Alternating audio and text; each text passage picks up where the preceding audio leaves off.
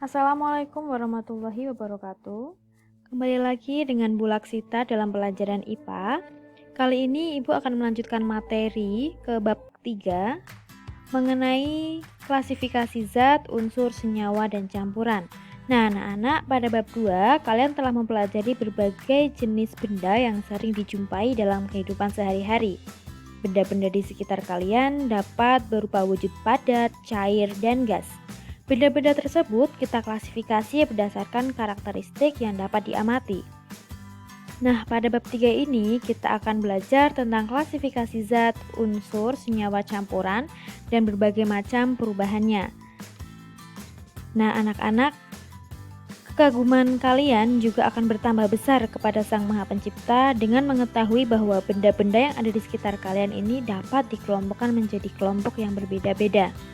Benda-benda tersebut juga dapat mengalami perubahan yang khas sesuai karakteristik masing-masing. Oleh karena itu, perhatikan dan simak materi yang akan Ibu sampaikan.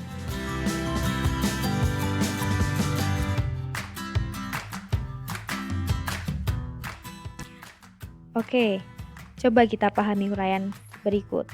Ketika memanaskan air sampai mendidih, terjadi perubahan wujud dari zat cair menjadi uap. Nah, dapur adalah salah satu tempat yang menarik untuk mengamati perubahan zat dan bagaimana memisahkan berbagai macam campuran.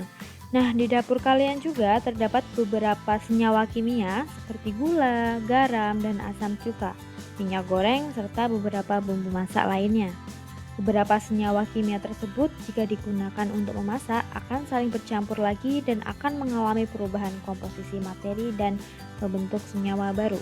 Nah, kita udah bicara tentang materi, tentang senyawa, tentang perubahan. Nah, apa sih sebenarnya materi itu? Oke, materi merupakan segala sesuatu yang menempati ruang, yang memiliki volume dan mempunyai massa. Nah, materi ini dibagi menjadi dua. Ada yang namanya zat tunggal dan ada yang namanya campuran. Zat tunggal merupakan materi yang memiliki bagian susunan dan komposisinya tetap. Berbeda dengan campuran, kalau campuran itu udah ada gabungan dua atau lebih zat tunggal yang berbeda, namanya juga campuran ya. Nah, untuk zat tunggal ini akan dibedakan menjadi dua, unsur dan senyawa, sedangkan campuran akan dibedakan menjadi homogen dan heterogen. Kita bahas yang zat tunggal terdahulu. Oke, unsur merupakan zat yang mengandung satu jenis atom. Atom itu apa sih? Atom itu seperti ini. Al, H, O, C itu namanya atom. Jadi bisa dibilang bahwa salah satu contoh unsur itu adalah aluminium, hidrogen, oksigen, dan karbon. Atau ciri-cirinya biasanya dia hurufnya berdiri seperti ini sendiri. Berbeda dengan senyawa merupakan gabungan dua atau lebih unsur. Jadi kalau ini hanya satu jenis atom, sedangkan senyawa itu adalah gabungan dari unsur-unsur yang menjadi satu. Contohnya apa? Karbon dioksida, ada CO2.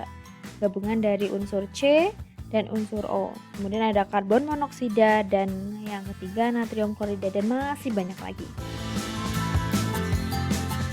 Ini contohnya ya, air yaitu hidrogen dan oksigen. Ini simbolnya seperti ini. Kemudian larutan gula juga ada hidrogen, oksigen, dan karbon dioksida. Kemudian kita masuk ke campuran atau gabungan dari zat-zat tunggal. Yang pertama ada homogen. Homogen merupakan campuran yang memiliki komposisi sama. Komposisi sama seperti larutan gula dan larutan garam. Kalau membuktikannya, kalian bisa mencoba memasukkan 1 sendok gula ke dalam air yang ada di dalam gelas. Kalau kalian aduk, pasti itu tidak akan terlihat perbedaannya atau gulanya itu akan larut. Sedangkan heterogen itu adalah campuran yang memiliki komposisi berbeda. Jadi kalau heterogen itu tidak bisa bercampur atau masih terlihat zat terlarut dan zat pelarutnya. Contohnya pasir. Kalau pasir ditambahkan air akan jadi apa? Apakah larut? Tidak ya, karena pasir tidak bisa larut dalam air. Kalau kalian tidak percaya, silahkan kalian buktikan. Tadi di awal Ibu sudah mengatakan bahwa ada 3 jenis zat, yaitu ada padat, cair, dan gas. Kalian bisa baca. Ini ada perbedaan dari bentuknya, dari volumenya, dari kompresibilitas, massa jenis, dan kemudahan mengalirnya. Sudah pernah di SD ya, Ibu hanya mengulas saja. Pasti ketiganya itu sangat berbeda dari zat padat, zat cair, dan zat gas. Selanjutnya kita masuk ke sifat-sifat fisis. Yang pertama, sifat ekstensif. Merupakan sifat zat yang bergantung pada jumlah atau ukuran zat, contohnya volume dan massa. Sedangkan sifat intensif merupakan sifat zat yang tidak bergantung pada jumlah ataupun ukuran zat.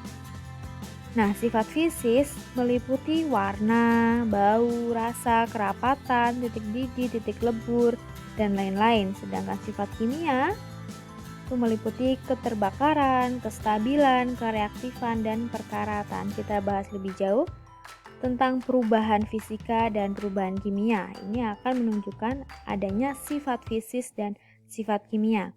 Untuk perubahan fisika, kalian bisa simak di LKS halaman 47. Di sana ada perubahan wujud, perubahan ukuran, perubahan panjang, perubahan bentuk, dan perubahan energi. Jika terjadinya seperti ini, nanti akan masuk pada kategori perubahan fisika. Contohnya apa? Contohnya yaitu air yang menguap, adanya perubahan dari zat cair menjadi zat udara atau zat gas. Kemudian contohnya yaitu biji kopi ketika digiling akan berubah menjadi dari biji kopi menjadi serbuk kopi. Itu adanya perubahan wujud. Termasuk perubahan-perubahan pada 3 jenis benda, yaitu padat, gas, dan cair. Semuanya itu termasuknya adalah perubahan fisika. Selanjutnya kita bahas perubahan kimia. Perubahan kimia itu ditandai dengan adanya perubahan warna, perubahan rasa, perubahan suhu, pembentukan gas, perubahan bau, perubahan energi, dan terbentuknya endapan. Kalian bisa lihat di LKS halaman 48. Contohnya apa? Perubahan warna seperti apel, saat kita iris pertama kali dia akan terlihat putih, tapi saat kita dibiarkan berlama-lama itu akan terbuka dan warnanya akan berubah menjadi coklat. Begitu juga dengan perkaratan pada besi. Nah, sekian yang dapat Ibu sampaikan. Sekarang tugasnya ada. Yang pertama, anak-anak siapkan 5 gelas plastik atau gelas kaca. Kemudian setiap gelas kalian beri tanda. Gelas A untuk pasir, gelas B untuk gula, gelas C untuk garam, gelas D untuk teh, dan gelas E untuk kopi. Kemudian masing-masing gelas silakan diisi air hampir penuh. Setelah itu silakan kalian masukkan pada masing-masing gelas sesuai dengan bahan yang telah disediakan. Gelas pasir dimasukkan 1 sendok pasir dan seterusnya. Kemudian setelah itu kalian foto semua gelasnya. Setelah difoto kemudian kalian aduk sampai bahan-bahan tersebut larut selama 5 menit. Jika memang sudah larut berarti stopkan saja, dan setelah itu kalian amati, kalian diamkan dulu kemudian diamati mana saja yang bahan-bahannya larut dan mana saja yang bahan-bahannya tidak larut dalam air. Kemudian setelah itu kalian foto lagi. Kemudian kalian bisa mengklasifikasikan manakah yang termasuk campuran homogen dan mana yang termasuk campuran heterogen. Itu tugasnya bisa kalian kumpulkan 3 hari setelah materi ini disampaikan. Begitu ya. Semoga materinya bermanfaat dan mudah diterima bagi anak-anak. Jangan lupa tetap belajar dan tetap semangat. Sekian, wassalamualaikum warahmatullahi wabarakatuh.